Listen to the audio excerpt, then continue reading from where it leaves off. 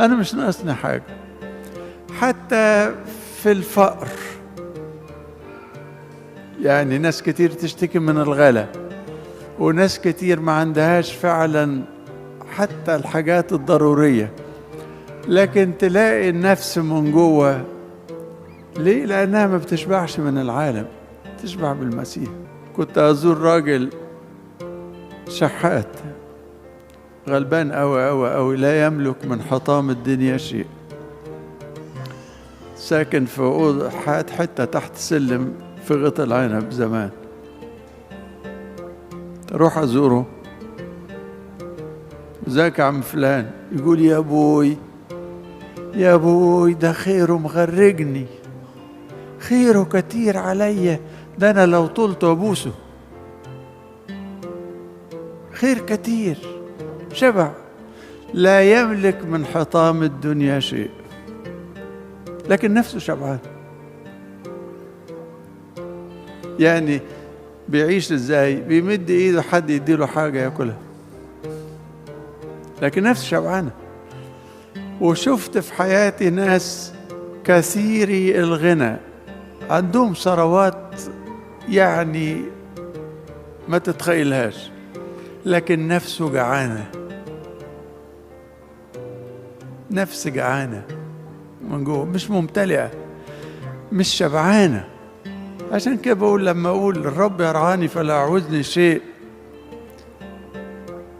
يرد نفسي يهديني، ونفسي تبقى مرتاحة. ماء الراحة هو الروح القدس المعزي. المية بيوديني الماء الراحة. في السماء في سفر الرؤيا قال يقتادهم إلى نبيع ماء حي، الخراف بتوعه يسقيهم من ماء الحياة، الروح القدس، فتمتلئ النفس من التعزية والفرح اللي مش موجود في الدنيا. ماء الراحة، الروح القدس، الماء الحي اللي كلم مع السامرية وقال لها أديك مية ما تعطشيش تاني. قالت مش معقول، جيبها منين دي؟ بيديها بسخاء شديد، لكن خلي بالك المية تجري للواطي. الروح القدس يرتاح في المتضعين، والحتت الكبيرة قوي العالية دي تلاقيها ناشفة. يقتادنا إلى ماء الراحة إمتى؟ كل يوم صدقني.